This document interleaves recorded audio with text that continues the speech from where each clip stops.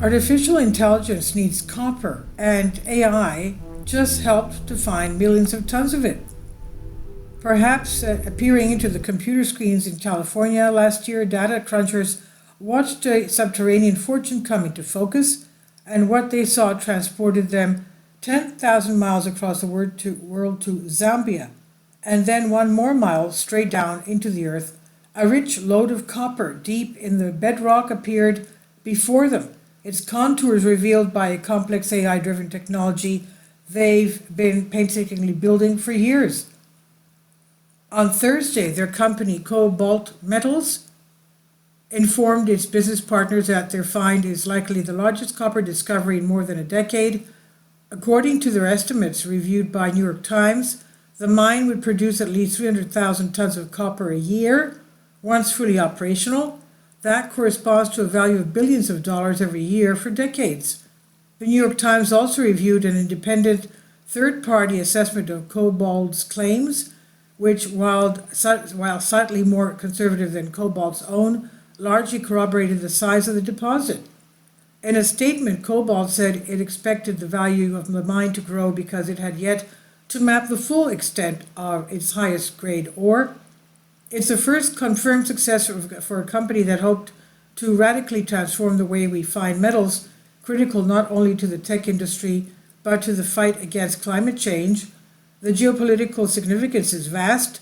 Cobalt's find comes as the United States and China are increasingly clashing over global access to the minerals needed to manufacture clean energy technologies.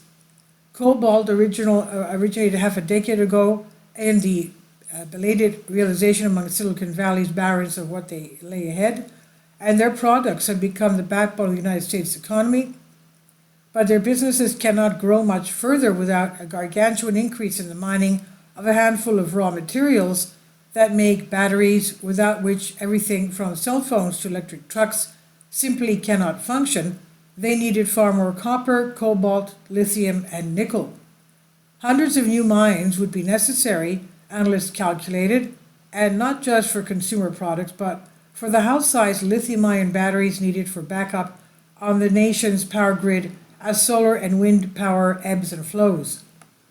AI data centers demand huge amounts of copper. Advanced weaponry require nickel and cobalt. Over 2 decades of production, Cobalt's find in Zambia would yield enough copper for 100 million of today's average-size electric vehicle batteries. The more you realize how dependent we are on these technologies, the more you ask, how the heck are we so slow to the fact that we needed vast amounts of raw material to make this all possible, said Connie Chan, a partner at Andersen Horowitz, the biggest venture capital firm in the United States, and an early investor in Cobalt.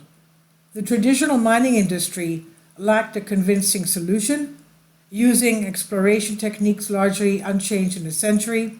The cost of new discoveries was rising while the pace of the finds slowed. Around the same time, the US government had a similar light bulb moment. America had become far too reliant on China for these essential resources. China had been heavily investing in global mining and metal processing and controlled the production of 20 to 80% of its supply chain. The United States, on the other hand, has relatively few processing plants or mines, domestic or foreign, for most battery metals. The International Energy Forum, a research organization, recently estimated that the world would need between 35 and 194 large new mines for copper alone through the year 2050. That translates to between 1 and 6 new copper mines every year, the size of one Cobalt plans to build in Zambia. Investors from America and Europe, private equity funds that managed to manage trillions of dollars in assets, including ones started by Silicon Valley giants like Bill Gates and Sam Altman of OpenAI, were joined by more traditional industrial companies in putting hundreds of millions of dollars into Cobalt. It already had 60-odd exploration projects in various countries, in some cases like Zambia, where production is expected to begin in the early 2030s. It plans to own stakes in the mines themselves. Its chief executive and co-founder, Kurt House, embraces the money-making potential of Cobalt's technology, which is the company's alone to profit from. He's fond of saying, I don't need to be reminded again that I'm a capitalist. The work is about to get a lot less theoretical. Cobalt is pumping $2.3 billion into its first mine and is negotiating tricky partnerships with contractors and governments alike. It's relying on the US government to finance a new railway to export the copper, and like the mining barons of yore, its leaders will soon be exposed to the social and environmental trade-offs that almost all mining poses. Mining and muon detectors. On a quiet residential street in Oakland, California, Tom Hunt, who leads a team of data scientists at Cobalt, gathered colleagues on Zoom. His setup was quintessentially white-collar. He and his wife, Lorraine, share a work-from-home space, and when he got animated explaining something, she peeked in from the porch. A few clues to his life and work were on the desk, and where a miniature model of the copper refined in Zambia, sat below a note from Laura saying how much she loved him. Beaming in from Southern California was Daniel Snowden Ift, head of the physics department of Occidental College, Los Angeles. He had dedicated much of his career to looking for dark matter. He said, I spent 20 years and never found any, he said, and now he's developing a device that Cobalt might use to find especially valuable members of the periodic table. His gadget would be lowered into a drill hole from where it would identify muons, infinitesimal subatomic particles that send back density readings of the hidden underground world. And it's a technique that would be new to mining, but it has a proven, if unusual, record. Previously, it's been used to suss out the location of burial chambers in Egyptian pyramids. Researchers have studied its potential for pinpointing illegal cross-border tunnels. The Muon Detector is at the futuristic end of Cobalt's growing database called TerraShed. At the other are yellowing paper maps and typewritten reports gathering cobwebs in Zambia's mining archives, many a century old or more, which Cobalt is digitizing, and elsewhere Cobalt collects its own radar and magnetic readings by flying modified Cessnas over promising territory. TerraShed includes tens of millions of documents that can be overlaid to yield three-dimensional models of what might lie below. We think we're mostly done with the easy era of mining, said Mr. Hunt, who joined Cobalt after working at Google and other Silicon Valley companies. Cobalt's discovery is a case in point. The area of Zambia where it was found is known for copper. In fact, its name is Copperbelt Province, and still nobody has been able to home in on this mile-deep vein until Cobalt did, right under everyone's noses. The economies of Zambia and its colonial-era predecessor, Northern Rhodesia, that's today's Zimbabwe, have long been defined by copper, a material that humans have sought for millennium. Well before wire heralded the modern age of electricity, copper was essential to Bronze Age tool-making. Many of Zambia's best mines were originally spotted simply because colonial officials noticed that the local people had already been mining them, sometimes for centuries. Finding other battery material will present bigger challenges.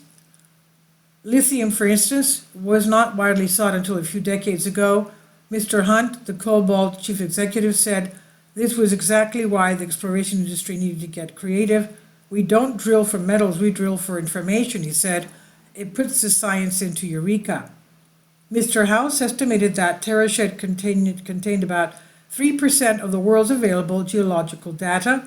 And back on Mr. Hunt's Zoom screen, Audrey Lawrence, who manages TerraShed, raised her hand above her head and spread them out in trying to explain how big 3% really is, and in doing so, she set off Zoom's automatic firework reaction.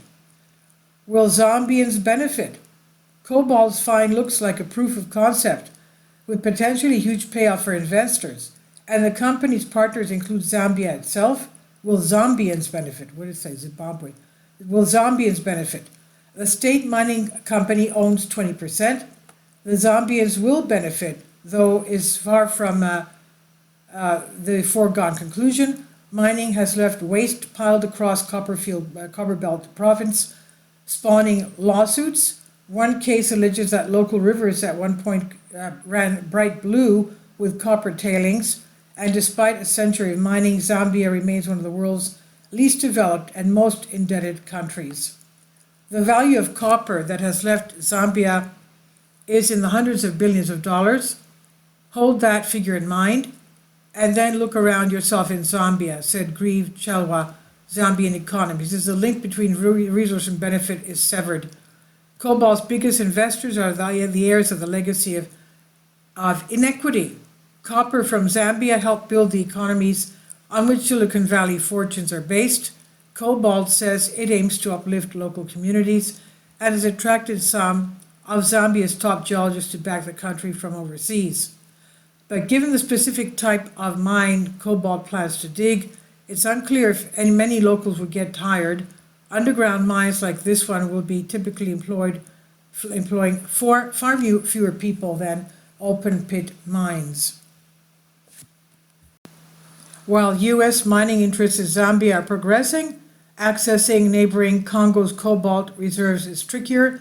China-based companies own or have major stakes in most cobalt-producing sites in Congo, which produced 76% of the world's supply just last year.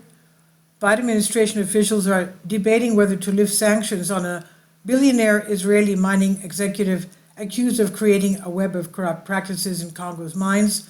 The sanctions have dissuaded American companies from investing there. For now, the Biden administration is pushing ahead.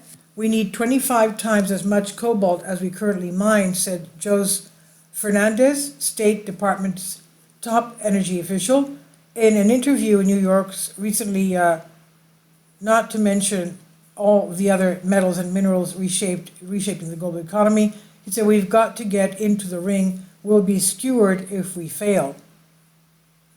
And this first appeared in New York Times. This is on dnyuz.com. Please leave your comments, and thank you for your support. Please support my Patreon account. The daily posts are 5 videos daily, and they are totally different from what I have on my YouTube channel. Thank you so much for your support and that you find all my content so interesting. You'll find the Patreon account details in the description box below.